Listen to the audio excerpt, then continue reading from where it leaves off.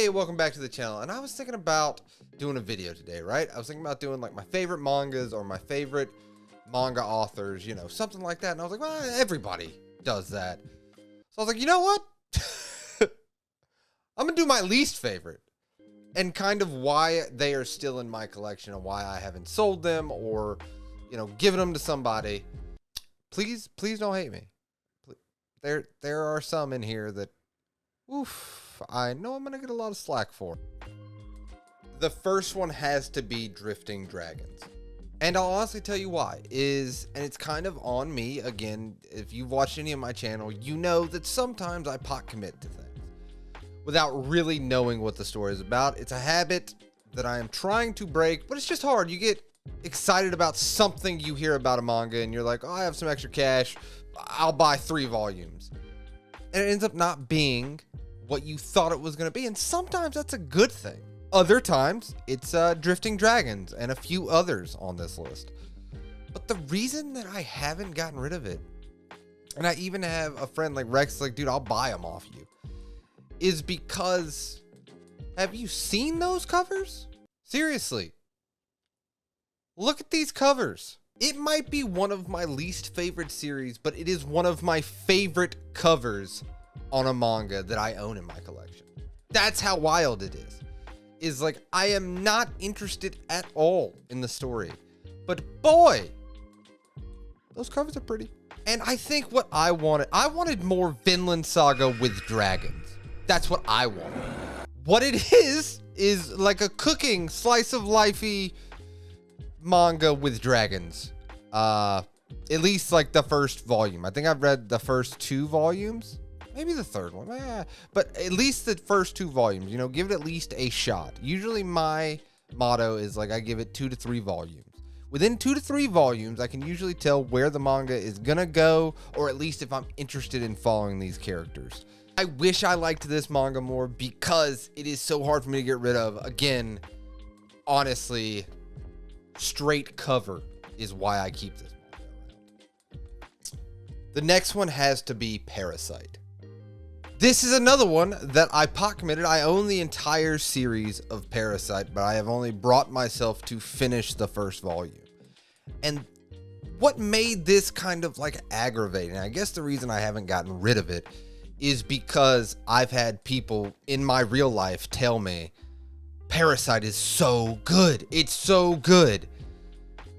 Let me tell you, I'm gonna be honest with you. This is a safe space. We can be honest here. It is boring. It is, and listen, there are some slower series that I really enjoy. This was not one of them.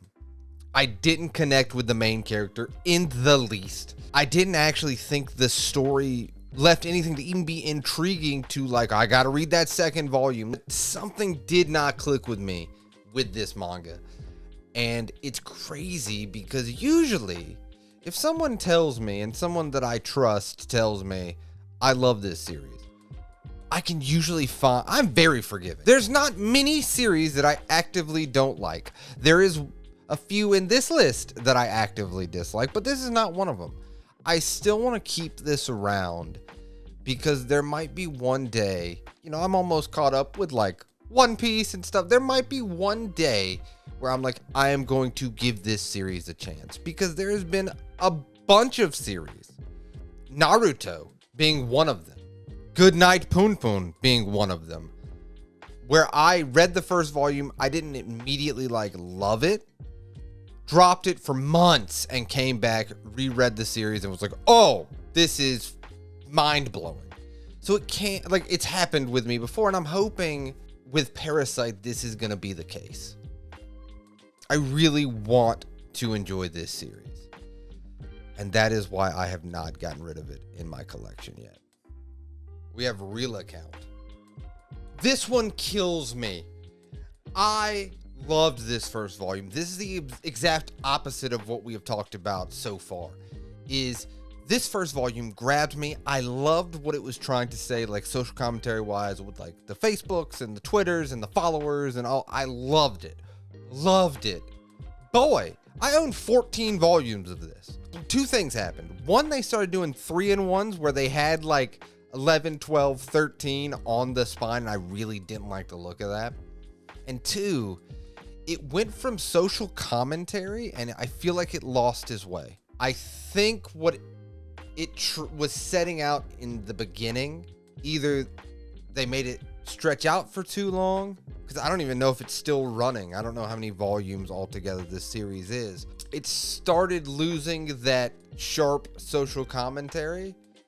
Not that it was like the greatest at that to begin with, but it lost even that and became an uninteresting death style game. And you guys have probably read, like, you know, a battle royale. You've read stuff like this before, and there are so many series that are like that I think have better characters, because it wasn't the characters. Some were interesting, but those characters dime a dozen, in my opinion. And I enjoyed, like I said, the first 10 volumes, 8 volumes. But when you have uninteresting characters and then the story and kind of what you're trying to say with your story goes downhill, you're like, oh, I got nothing. There's nothing here for me now. And I think the reason I keep this in my collection is I have 14 volumes, and I feel like it couldn't have gone on much further than that. And maybe one day I will have a little extra cash and be like, all right, I'm going to finish this series. I'm going to read this series to completion. And maybe I'm wrong, but it is very rare that a series that I am 10 volumes in and still enjoying drops off so far for me. I still hold out hope. I will finish this series one day. And maybe once I finish it and it doesn't stick the landing, then I'll sell this series off. But boy, I wanted to love this manga. And I think even in my beginning videos on this channel, I recommend this series. That's how much I was enjoying it. And then we have Mao. Okay, Mao. It is the same author as Ron Mahaf. Now, I've never read Ron Mahaf, so I can't speak on that. But I have read 3 volumes of Mao. And here's the thing. I actually kind of enjoy this series, but for how average I think this series actually is. The art is nothing to write home about, and the story is kind of like what did Rex tell me it was like? Inuyasha, maybe? Might have been what he said.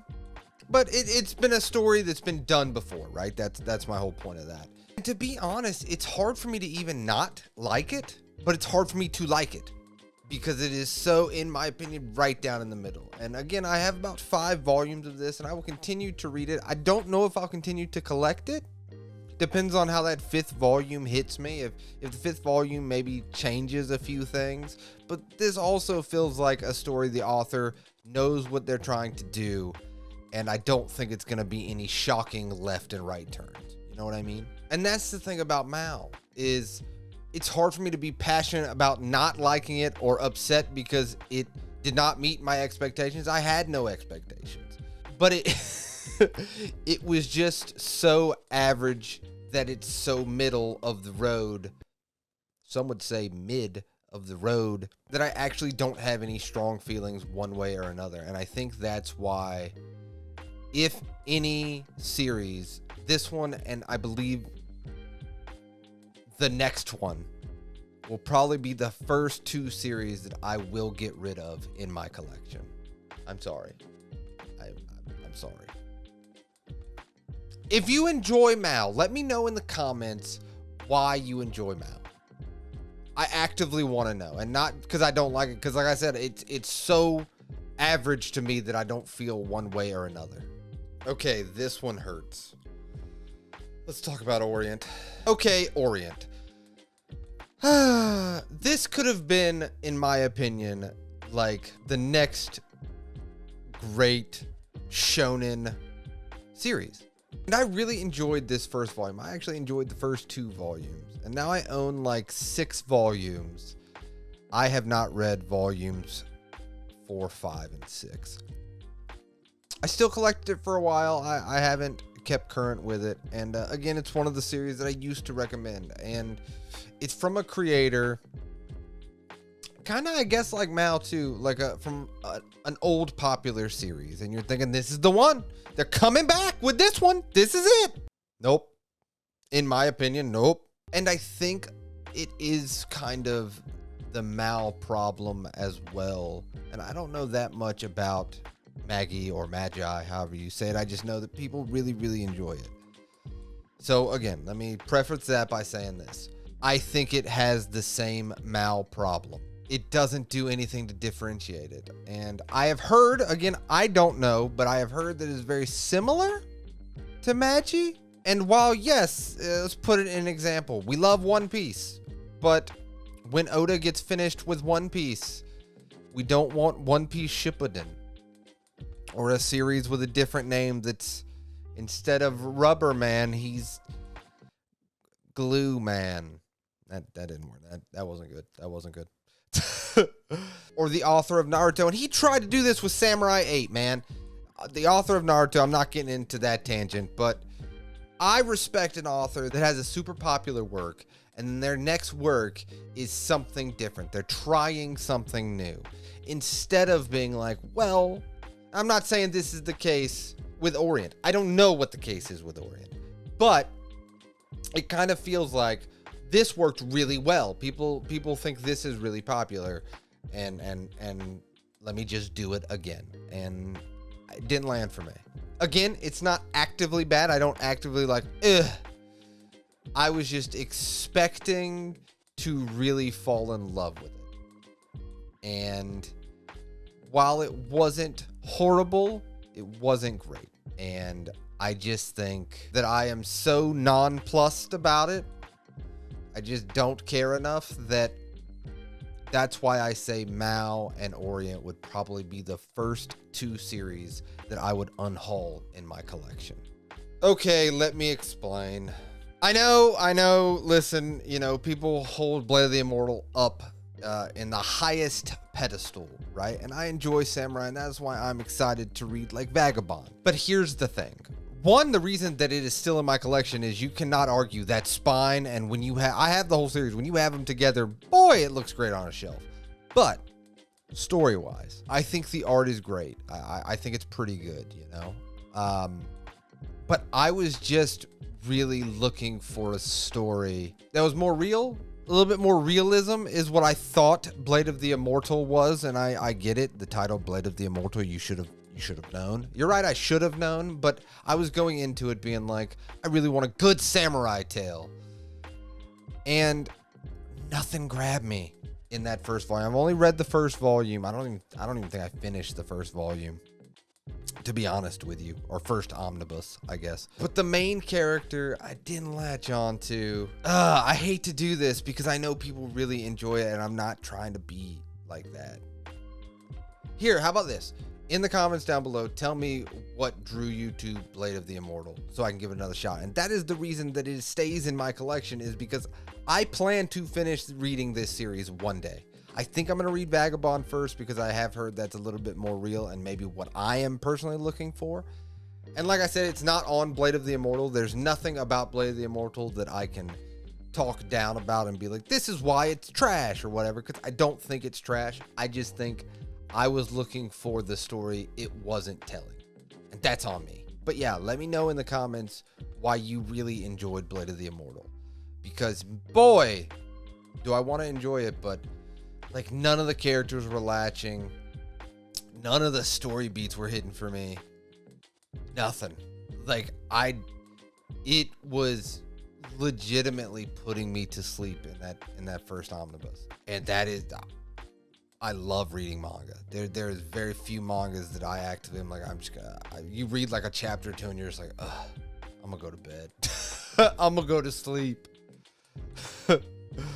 Oh man. But I know there has to be something good in this series because people love Blade of the Immortal. So help me out. Let me know what makes Blade of the Immortal so great. So there you have it. Those are 6 manga series in my collection that I actually don't really enjoy, and kind of the reasoning that they're still in my collection. A few I'm just too lazy to like go sell them, or I'm like, well, maybe I'll get back to them. But a lot of them, like Blade of the Immortal, Parasyte, the big ones, are ones that I do want to try again, but right now I'm just consumed by a lot of other things that I'm reading. But hopefully you enjoyed this video. And like I said, this video was not made to like be like, oh, they're well, no, real account, actively mad at. That one I meant.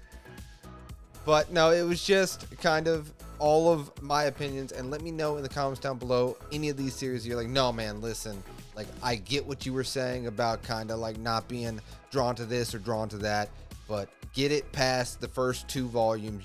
I feel like there's something in there really that you're going to enjoy, because you guys at this point, if you watched a lot of my videos, you guys know my taste. So you would know if you're like, and you might say, hey man, Blade of the Immortal, trust me, it's not going to be for you. I know your taste now. That not for you. Just let it go. Help me, give me the push I need to let some of these series go from my collection. They're taking up space. I just bought all of the like Black Clover and One Punch Man. Listen, space is limited around here. But yes, as always, thank you for watching the video. You guys are the best. It means the world to me. Seriously, I really appreciate you guys for supporting me, supporting the channel. Hopefully you enjoyed this video. I guess, you know, I guess I should start saying this. Hey, don't forget to like and subscribe. The subscribe button with the bell, with the notifications. No, I'm good. I just want you guys to enjoy the video. Hopefully you did that. I'll see you next time.